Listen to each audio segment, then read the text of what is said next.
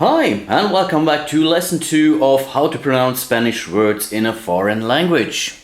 No, of course, it's my second episode of my learning session of Fire in the Lake Insurgency in Vietnam.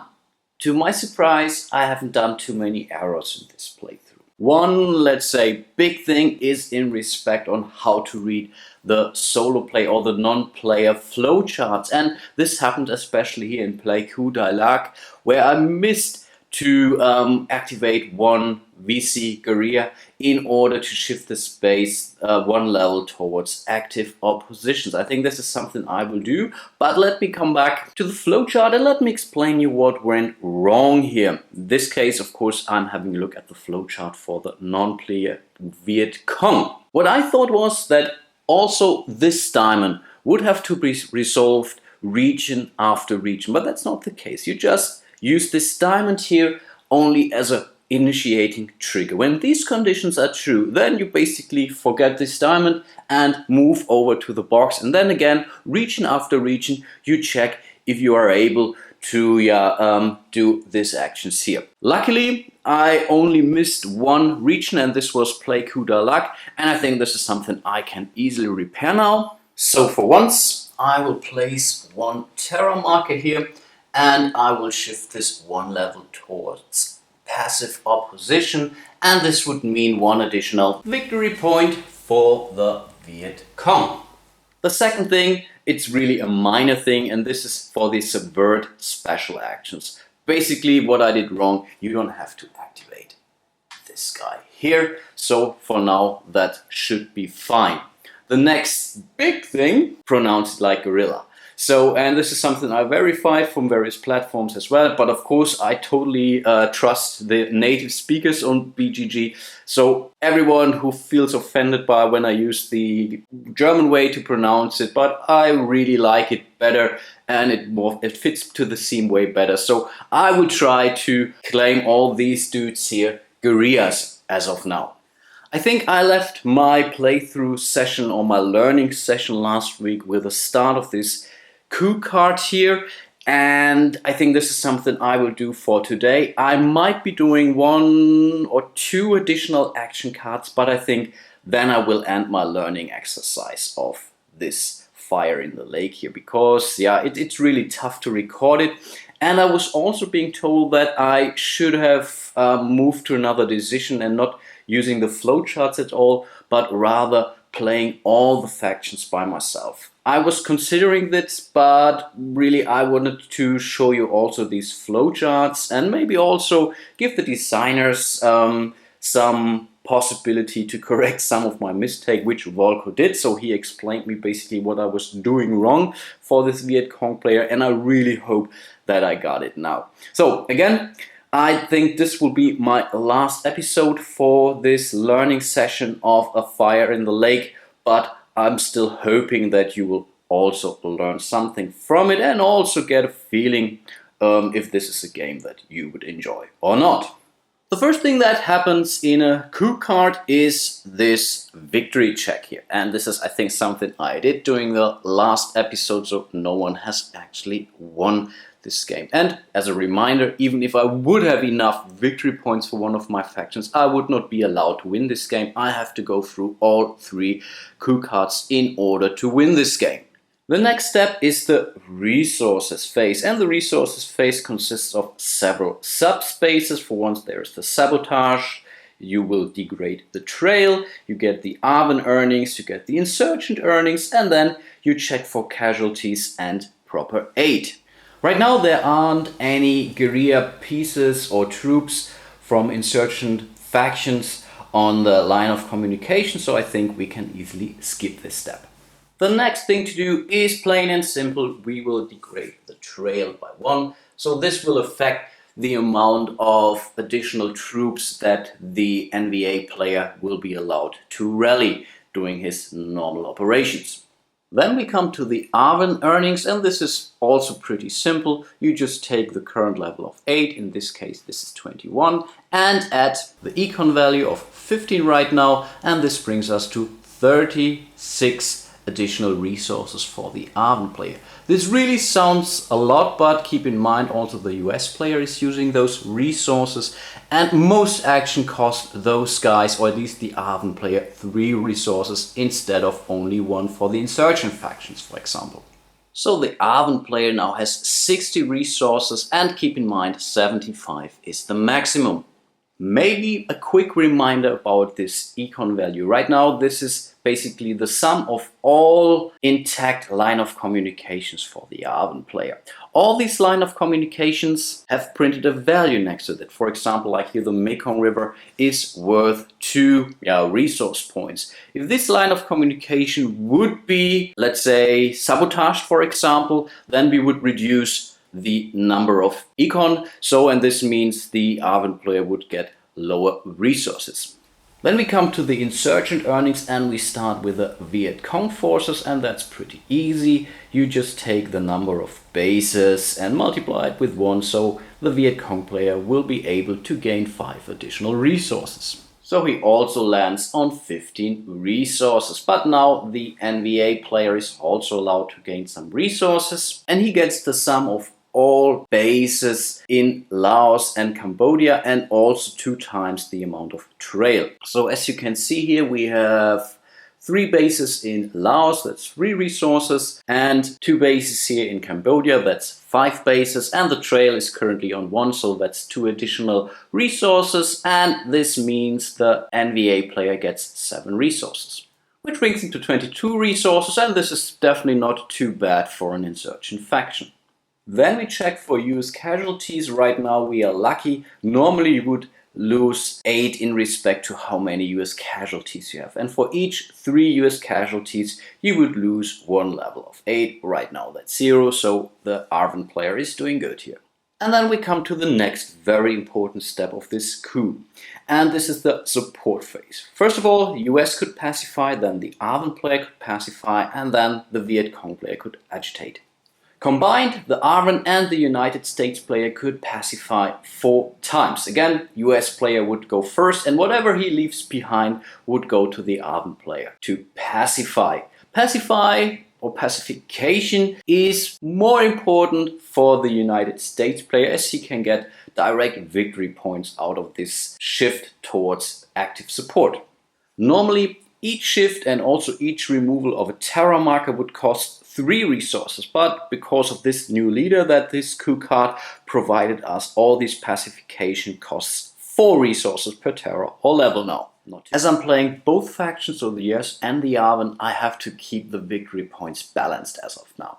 So I think right now we'll really focus on things that are good for the US players, so whatever, moving them ahead a little bit. Right now they're pretty far away from each other, so I think I will go for at least 2 or 3 pacifications. Maybe I will go the full distance and use all 4 actions for the US player.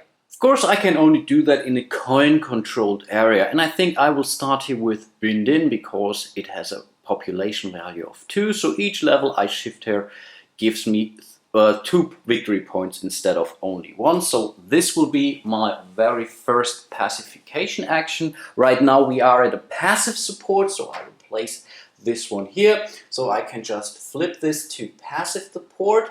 So this costs me 1, 2, 3, 4 resources because of this leader. Remember, for each level I shift towards active support, and I can do that twice, so not infinitely, so really I can only do that twice in region. But for this shift towards active support, the US player gets 2 victory points. And I think I was too quick because I think that's basically it. Because in order to pacify, you have to have, of course, coin control. This is something that's pretty easy. You need police, so the orange cubes, which I don't have here, for example, in Play Coup de Lac. And I need the pacifying factions troops. This is not a problem here, so we have US troop. But here is clearly missing a police cube from the Arven player. The Arven player could also basically do that in some other regions. For example, in the city of Hue, which has a population of 2. We have police there, but we don't have the factions troops there, so we would need them yellow blocks for the Arven player, for him to do that action over there. So I think this is really more or less it. All the other regions and cities, I think I checked them for now, and this is basically it. So I really have to check for future redeployments and stuff like that in order to make that right, so that I can think of the next coup card in order to pacify accordingly. Then we come to agitation. So the Viet Cong may spend resources to encourage opposition in up to 4 spaces with VC pieces and no coin control. And then every week 1 resource they spend removes a terror marker, or once no terror is in space, shift the space 1 level toward active opposition to a maximum of 2 levels per space. Again, I have to check the script on how the non-player Viet Cong would do that. So I double checked the game board, and right now this is the only region where the Viet Cong player could do that. So all the other regions have either coin control or they're already maxed out in respect to active opposition. So they will spend 1 resource to remove the terror marker, and then they will shift this level up to 2 levels against active opposition for 2 additional resources. So that's 3 resources for Bin Tui, Bin Tuan here. So the Viet Cong player gains 2 victory points, 1 and 2, but loses 1, 2, 3 resources, which is perfectly fine. Next we come to the redeploy phase. The first thing that would happen in Laos and Cambodia, we would remove all US and ARVN pieces from Laos and Cambodia. Right now we don't have any in those countries, so I think we can skip this step. Within the redeploy phase we come to the ARVN redeploy step, and we have to remove all ARVN troops that are in a region without any coin base. Right now that's only the case in Kien Giang and Xuyen here, and so we have to remove them to any space with a base or a city or Saigon. And I think this is what we will do at this point now, or we have to do. Additionally, we may redeploy other troops to the same locations here. But first of all, let's start with a must here. So we'll take those 4 troops, and I think we will move 2 troops now to Hue here, 1 to Pleiku Dailak, and 1 to Cam Ranh here. So this now really helped me for the next coup card in order to do the pacification for the ARVN player right. At least as of now, we could pacify in Cam Ranh here, for example. And I think additionally I will move 1 troop from Bin Din here. Right now we have no worries in keeping control here. So we'll take 1 troop and move this to Quang Tri, and I think I will fortify my coin control up there in the north. And then I may move any police cubes basically to any coin control space within South Vietnam. And I think I will take 1 troop from, or 1 police cube from Can Tho, and will also take 1 police cube from Saigon, and will move it down to Kien Giang in order to keep the coin control down here. Note, I've not removed the coin control token right now, because this is something that you would do at the very end of the redeploy phase, because now the NVA player could also a redeploy step. Now the NVA player would do his redeployment. Again, we look at the non-player NVA workflow sheet basically, and the first most important rule is we will always keep the NVA control, and we won't move in order to give any coin control. This is the very first rule. Then we check first to add most NVA control, then to remove coin control, and then into 1 space, first in South Vietnam, to get the most NVA troops adjacent to coin control without moving troops already adjacent to coin control. Of course, this is something in order to prepare a later March action to gain more NVA control. The NVA player is allowed to move to any space that contains an NVA base, even if that base is coin control. So for the NVA player, it's really important to bring bases on the board, or at least bring the bases close to coin control spaces in order to gain the most NVA control, in order to win the game, of course. And I checked the map, and clearly in Quang Tri it's possible to for once remove coin control and on the same hand gain NVA control. So I will definitely add some troops up there, and right now we have, let me just see, 7 pieces in Quang Tri from the ARVN player, but we have only 5 pieces of the NVA player, so we would need to move 3 troops. And I think I will just take them from North Vietnam and move them down there. And this means the NVA player has now NVA control in Quang Tri up there. So we remember to give him 2 additional victory points by the end of this redeploy step. And of course, the Arven player will lose 2 victory points. And last but not least, we would move some troops into either this or that region, because these are adjacent to coin control spaces. I would not move troops from southern Laos, because southern Laos is already adjacent to coin controlled regions, so we keep that intact. But right now we still have 3 troops in North Vietnam, and I think I will just roll a dice. So 1, 2, 3 would be here, and 4 to 6 would be there. That's a 3. So we would move 3 troops from North Vietnam to the Parrot's Peak. This was basically the redeploy phase, and now we must not forget to lower the victory points for the Arven player, because he lost coin control in Quang Tri in the north, so he's down to 44 victory points, whereas the NVA player gained 2 additional victory points because he gained NVA control in Quang Tri. Now we would check again for the game end, but only if this would be the last coup card, so we would not go into the next commitment phase. For example, right now that's not the case, so it's definitely not the final coup card, so we can move on to the commitment phase, and then we can take some casualty pieces out of play. Right now we don't have any casualties, and the US would be allowed to move up to 10 troops and 2 bases among the US available box to any coin control spaces, line of communications and Saigon. Of course, moving pieces out of the available box would lower the victory points for the US player. So I think this is something I will do carefully. But I'm really thinking of moving out 2 US troops. So we will lower the amount of victory points by 2 for the US player. And I will place 1 US troop down there in Kiangyang. So this is also something where I can work on my support in the next rounds. And I think I will move 1 piece up there in Hue, and this gives me also the opportunity to either do a pacification with the US player or the Arven player, maybe during the next coup card. Then we come to the reset step. First of all, we would be resetting the trail. If it's on 0, we would move it to 1. If it would be on 4, we would reduce it to 3. Right now it's at 1, so there will be no change. The next thing, we will remove all terror and sabotage markers. Right now we only have 1 terror marker here in Play Coup de Lac, so that's basically it for this sub-step. Then all our guerrillas will be sent underground again, and the same would apply to any special forces like this irregular here.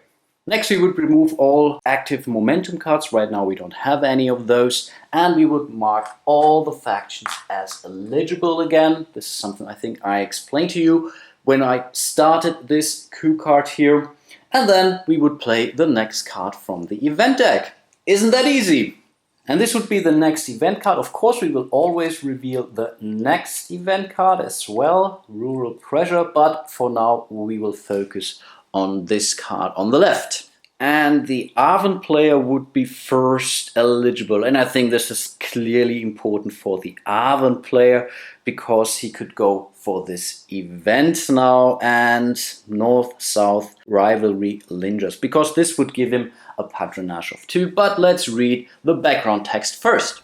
Vietnam is composed of several distinct ethnic groups. Annam in central Vietnam was a French protectorate distinct from Cochin, China to the south and Tonkin to the north. Annam's regional capital of Hue played a prominent role during the war and was a bastion of the Buddhist opposition against Catholic rule from Saigon.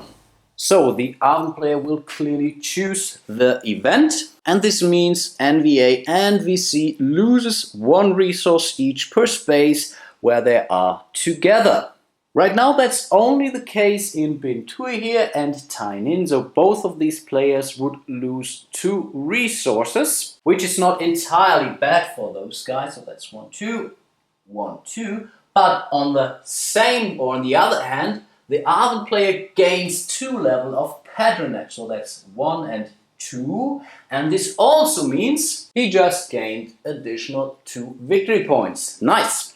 Then we check the next eligible player, and this would be the NVA player. As the event was already triggered, the NVA will do a full operations and is also allowed to add a special activity. But keep in mind, when you play solo, the other players will always do their special activity and would always be allowed to do a full operation.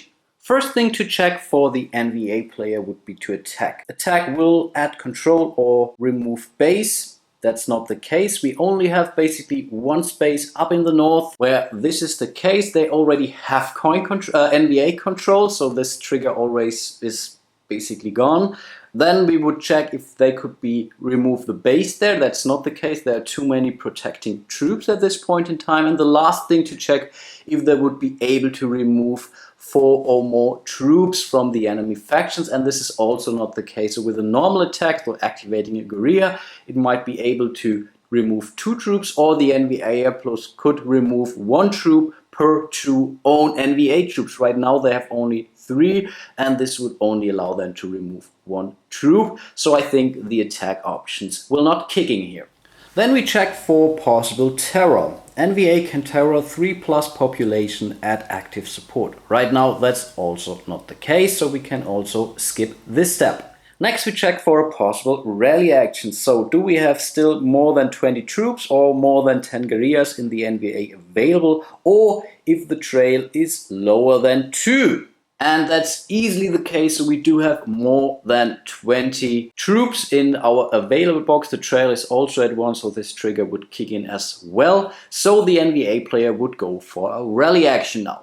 First thing is they would check out whether to place a base or not. They could do that up there, but I just calculated this, and if I would place a base there, they would gain a victory point, but they would lose 2 victory points because they would lose NVA control. And I'm pretty sure that this is not the idea of this flowchart, so I leave this region untouched for now. And that's because I have the parrot's beak down there, so I have in total more than 4 troops for the NVA player. That's fine.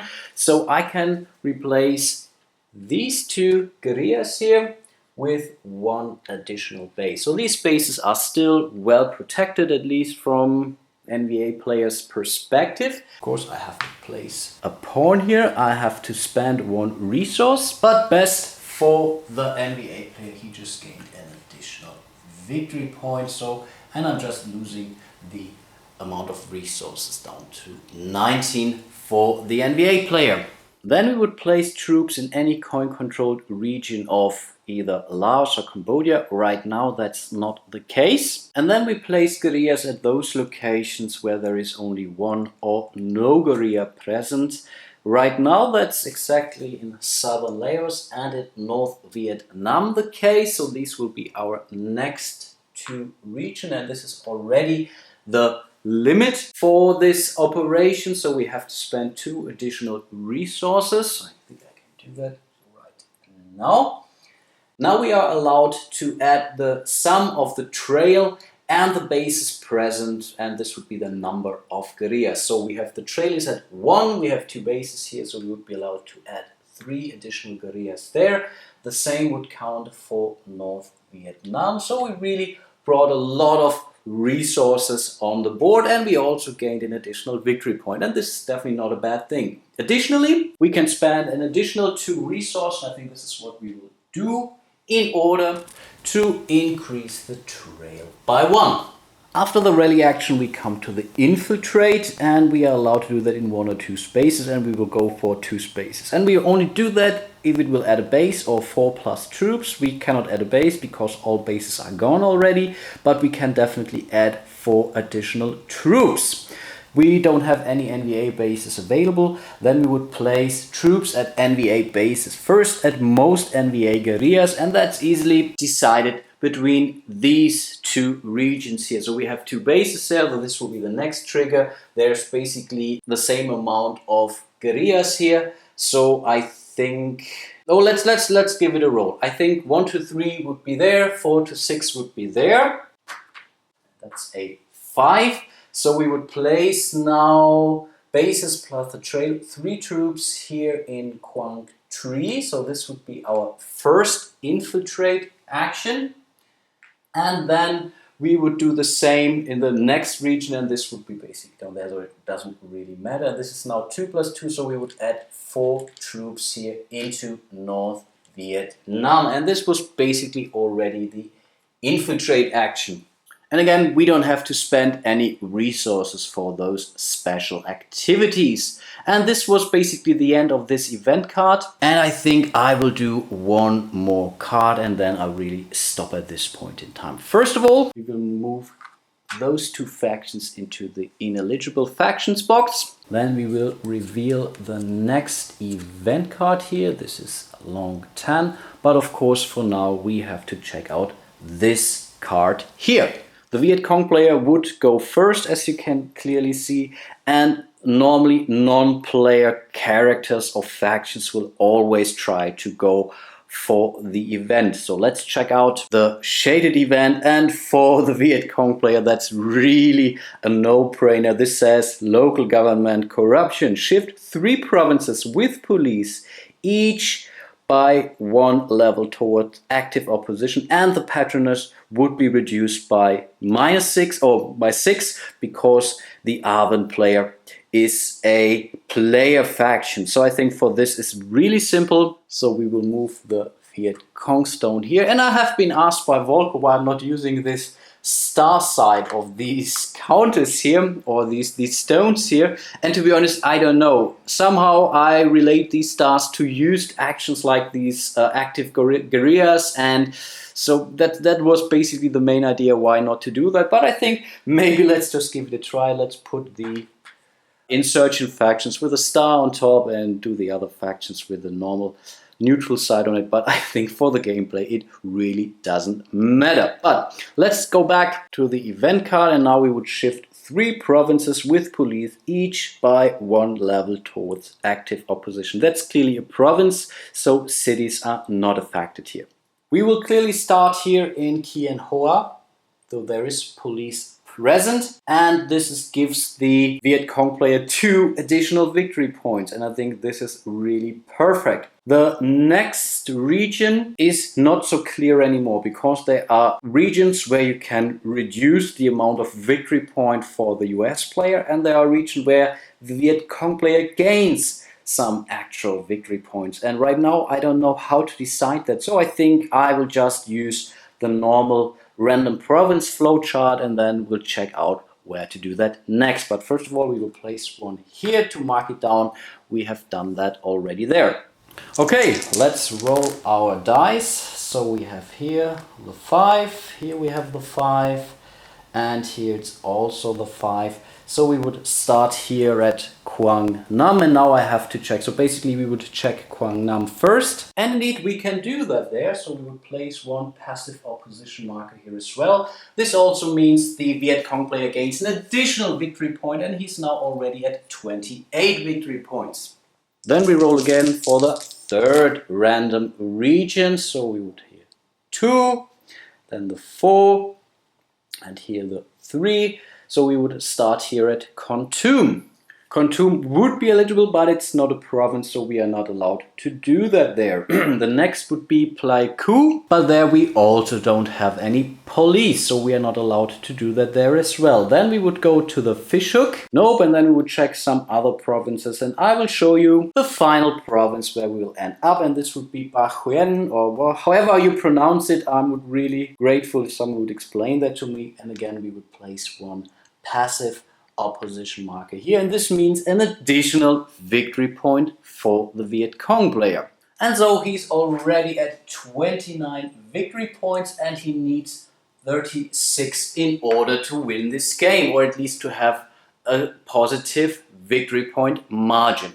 The event card also allows us to either reduce or increase the level of patronage, and I'd explain that to you. As the Arvin player is a player character or player faction, we will definitely reduce the patronage here, of course. So that's 1, 2, 3, 4, 5, 6. And this is really a major loss for the Arvin player, as he's also losing 1, 2, 3, 4, 5, 6 victory points. Right now that's looking good, so they are pretty balanced right now, but they are lacking at least 11 victory points each in order to win this game by the end of the third coup card.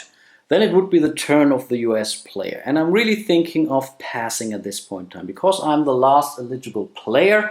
And as I can see, the next event card I would go first because Viet Cong will be ineligible and I will be able to perform this event here. And as the Arden player would then be the next, he could go for a full operation and special activity. And I think this is really too tempting, so I will definitely go for this option. So I will move the US guy down there, so I will stay eligible. Now there are no any more eligible factions left. I will move the Viet Cong guy there. We will move them down to the eligible factions again. We would reveal the next event card, Bin Tuan Dong. So not sure what this will is. And then we would start the next round again. Viet Cong player would be ineligible. We would go first. We would go for the event, and the Arden player would choose a full operation, including the special activity.